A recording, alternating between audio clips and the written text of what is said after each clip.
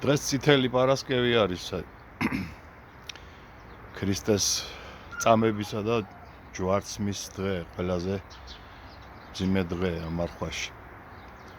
ჩვენი ბუნებრივი ტკივილი უკვე აი 2000 წელია პრაქტიკულად, იმიტომ რომ ჩვენ გვაქვს იმის პრეტენზია და არც თუ უსაფუძვლო, რომ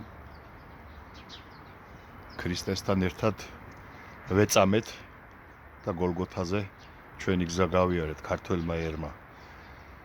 და ყველაფერში არის გამოხატული ჩვენს ენობრივ ქსოვილშიც კი, როცა ჩვენ ვლაპარაკობთ ყოველდღიურობაში გენაცვალეს ვეუბნებით ერთმანეთს. ეს ნიშნავს, რომ ჩვენ მოყვასისთვის მზად ვართ, ჩავენაცვლოთ მას და ავიდეთ გოლგოთაზე. შენი ჭირი მე ამას ნიშნავს, როგორც ქრისტემ ჩვენი ჭირი იტვირთა და ჯვარს ეცვა. ჩვენც ასე ვცხოვრობთ, მოკლედ, ამდენი საუკუნეების განმავლობაში. ამ ყველაფერს იმიტომ ვლაპარაკობ, ჩემო კარგებო, რომ ჩვენ უპირველეს ყოვლისა არა ევროპისთვის, რა ვიცი, არა ამერიკის მოკავშირეობისთვის, ქრისტესთვის ვიბრძვით. რადგან ქრისტე, ქრისტიანობა, მართლმადიდებლობა ეს ჩვენი შიგთავსი არის, ჩვენი არსი არის. და ჩვენ თუ ამას დავკარგავთ, აი ამ რუსი ბორიას, რუსული ურდოს ტოტალური შემოტევის პირობებში ჩვენ აღარ ვიარსებებთ როგორც ერი. ჩვენ კლავენ როგორც ფიზიკურად, აი რუსული ოკუპაციის შედეგად, ისე ამ რუსული მარიონეტული კოლონიური ბანდის ტერორისტული მოქმედებებით, როცა საქართველო იცლება ქართველებისგან და ეს პირდაპირ განცხადებული პოლიტიკა არის ბორიასი, ღია დიძახთა კაცი, რომ თქვენ წადით და მე დაგაფინანსებთო. რა თქმა უნდა, არ გვაფინანსებს, მაგრამ ხო ყრის აქედან 300,000-ზე მეტი კაცია გაქცეული ოფიციალურად ქართული ოცნების მმართველობის პერიოდში. და მათ ნაცვლად ჩამოთასლებული არის აქ 300,000 უცხოელი, ეგეც ოფიციალური სტატისტიკაა, თავად კობახიძის პირიდან გაჟღერებული. როცა თქვა 300,000 კაცი ჩამოასახლეთო აქო და 60,000 ბინა მივყიდეთო და რა მოგვივიდა რამეო. მეტი არაფერი არ მოხსოვდეს, ხო? ამაზე უარესი. თუმცა კიდევ უფრო მწარე თქმაც შეიძლება ახლა, არ მინდა კიდევ ამ ძიმე დღეს. აი ასე მეგობრებო, ჩვენ უნდა ვიბრძოლოთ ქრისტესთვის. ჩვენი ბრძოლა არის სამშობლოს თავისუფლებისათვის. ჩვენი ბრძოლა არის მართლმადიდებლობისათვის. ჩვენი ბრძოლა არის ქრისტიანად დარჩენისათვის. და ვისაც ვებრძვით, ისინი არ არიან ქრისტიანები, რაც არ უნდა ერთმორწმუნეები ეძახოს ახლა ბორიამ და მისმა ბანდამ, რუსებს. არ არის, ეს არის სატანისტური ურდო. დედაქალაქის ცენტრში რომ სატანის ჭირი ლენინი უსვენიათ იქ და იმას ეთაყვანებიან უკვე საუკუნეზე მეტია, რომელ მართლმადიდებლობაზე მელაპარაკებით. რომელ მართლმადიდებლურ რუსეთზე მელაპარაკებით, მართლმადიდებელი უკრაინელი ბავშვების ხოცვა ჟლეტაში არის მასობრივად. მიზანმიმართულად და რაკეტებს ესვრით საცხოვრებელ კორპუსებს და მშვიდობიან ქალაქებს. თუ მოუყვე ახლა კიდე რა გააკეთა რუსეთმა აფხაზეთში, როგორ გააუპატიურა 12-13 წლის გოგო ბიჭები იქ. ქალებზე აღარ ვლაპარაკობ და მოხუცებზე კიდე. ესეც ხო ვიცით ყველამ, თუ არ ვიცით. თუ არ ვიცით რა დამართა 1000-წლოვანი ილორის წმინდა გიორგის.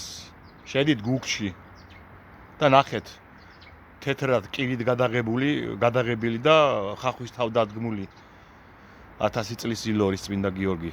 რას გავს? როგორ წაბილწა რუსეთმა. 1801 წლიდან მოყოლებული გაანადგურა ჩვენი ეკლესია, არა უბრალოდ წაართვა ავტოკეფალია. არამედ ტონობით სიწმინდეები გაზიდეს. აი დღესაც რო უყრიათ ერმიტაჟის საცავებში. ტონობით. ამის დოკუმენტური მასალები არსებობს. ურმებით რო ეზიდებოდნენ, ეგზარქოსები რომ ძარცვავდნენ საქართველოს ეკლესიებს. მერე სტალინმა არ დააკლო აბანოები და ფერმები და ის რა ქვია 1000 უბედურება გახსნა, რა ვიცი. ესეც ხო ვიცით. ისეც უნდა ვიცოდეთ, რომ ზარებს და ჯვრებს და ეკლესიის კარებებს ჯართად აბარებდნენ, იმიტომ რომ ასეთი იყო ლიმიტი დაშვებული სტალინის მიერ შეეგროვებინა ჯართები ეკლესიიდან. ბრძოლებს როგორ ანადგურებდნენ, ეს 1951 წლის მაისის ნომერში ცკი გამოცემულ სტალინის პირადი კურატორობით ბეზბოჟნიკში წერია გაზეთში. ანუ ომის დაწყებამდე ერთ ადრე სტალინი გამალებული ებრძოდა ეკლესიას, ესეც უნდა ვიცოდეთ. ფაქტია ეს, ფაქტი. დევს არსებობს ამ გაზეთების ფოტოფირები. ღვთლებთან ბრძოლის კვირეულები რო ქონდა გამოცხადებული და არსებობს სტალინის რეზოლუციები, როგორ აწესებს ის ლიმიტებს ღვთლების დახვრეტაზე საკუთარი ხელმოწერით.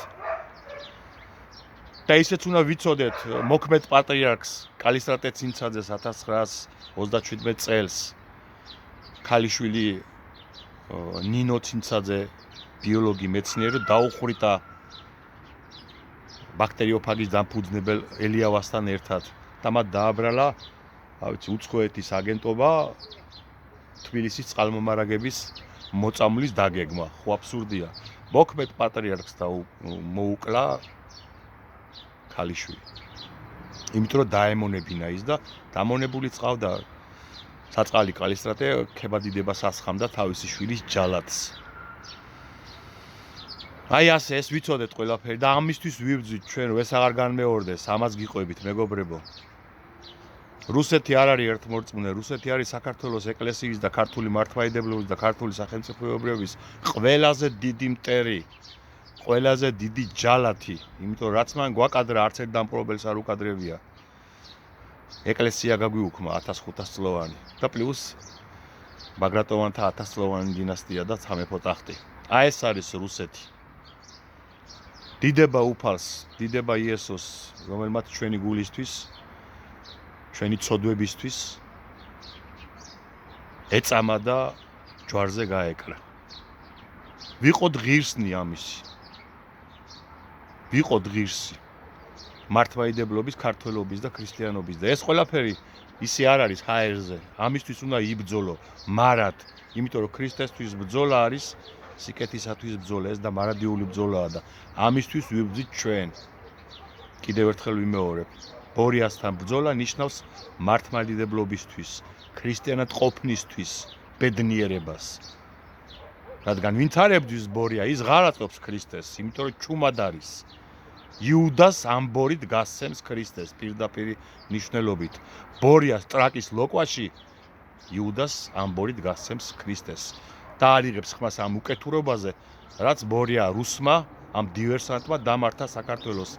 და კიდევ უფრო დიდ უბედურებას დამართებს, თუ ჩვენ არ გამოვიღვიძებთ, არ ვიგზნობთ თავს ქართველებად, ქრისტიანებად და არ ვიბრძოლებთ საკუთარი სამშობლოსათვის და საკუთარი რწმენისთვის, ჩვენი მამა-პაპის რწმენისთვის. აი ეს არის ქართული ტრადიციების და ქართული მართლმადიდებლობის დაცვა, ვისაც ჯერ ვერ გაუგია კიდევ, რატომ ვაკეთებ მე პირადად ამას.